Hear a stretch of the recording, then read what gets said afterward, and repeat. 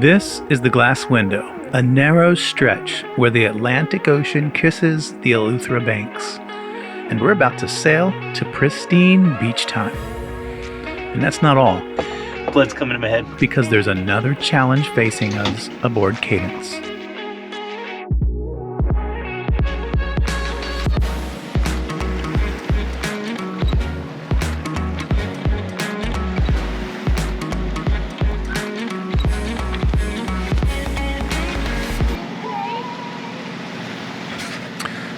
So yeah, we have no wind, but we're going anyway. It's a short trip. Plus we have work to do. And this is normal us. In the cockpit, drinking coffee, doing work. Couldn't find a better office anywhere.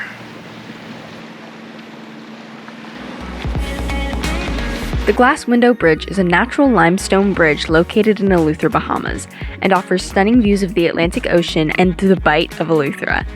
The bridge is located at the narrowest point of Eleuthera, just 30 feet wide. The contrast between the two bodies of water is dramatic, with the Atlantic Ocean being a deep blue color and the Bight of Eleuthera being a turquoise.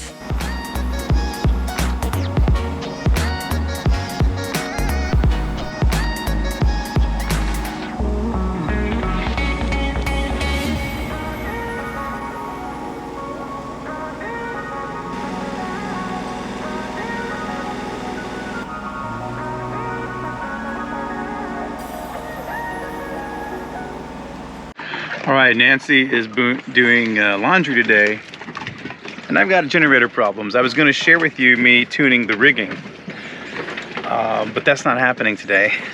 The generator won't stay on. However, if you remember a few weeks back, we had problems with the generator and we fixed it. It wasn't putting on a voltage, all of that. This is another problem. But it's not a new problem. This was a part of that original problem, but now it's really exposing itself. So what we found is all the systems on these motors are connected. And when one goes out, it affects the other ones. Here's a root cause.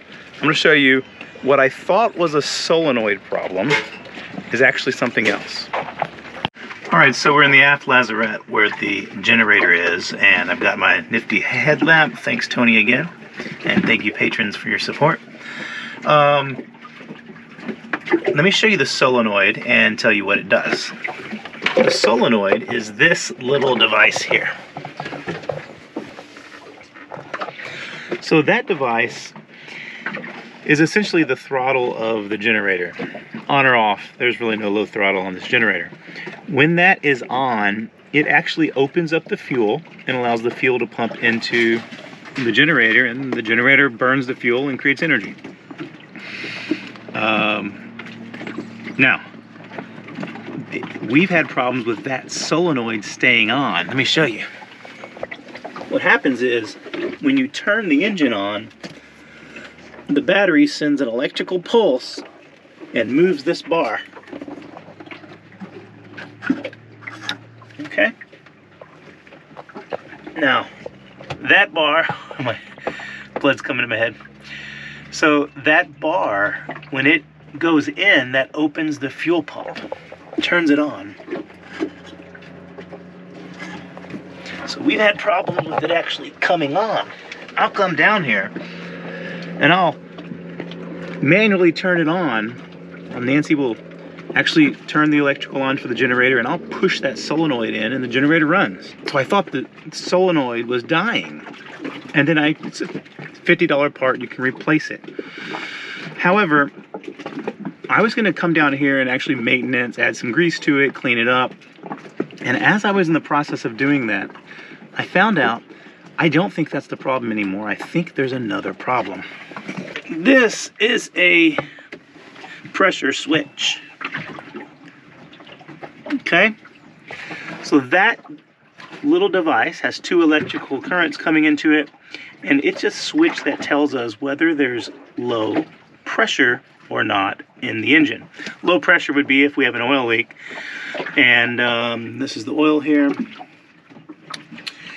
And if the oil leaks out, obviously it can damage the engine, so the switch turns off and the engine will cut off. What has happened is, though, we have corrosion on this switch. Look right in there. Can you see that?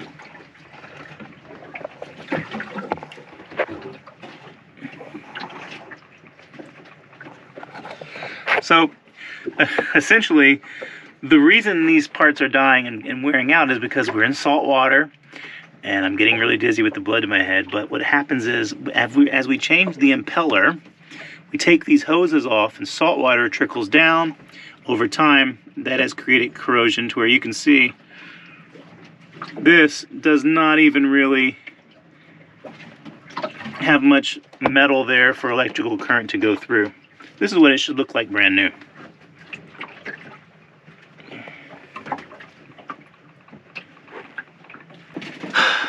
So I saw that today and I decided, all right, let's test it out. I can test it to verify if it's broke. So the reason I really determined that this is the problem is today I rigged this little line up in true MacGyver fashion and used this line to actually hold the solenoid on in the on position.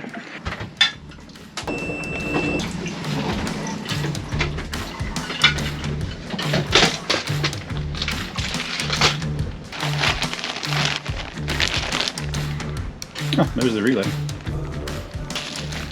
From fuel shutoff solenoids to electric relays, and we replaced the relay. Lo and behold, the problem was the relay. After replacing that, the generator works like a charm. Now, I have to replenish my generator cruising kit with all the spares that I've used over the last month and across the last year. Harry interviewing random people.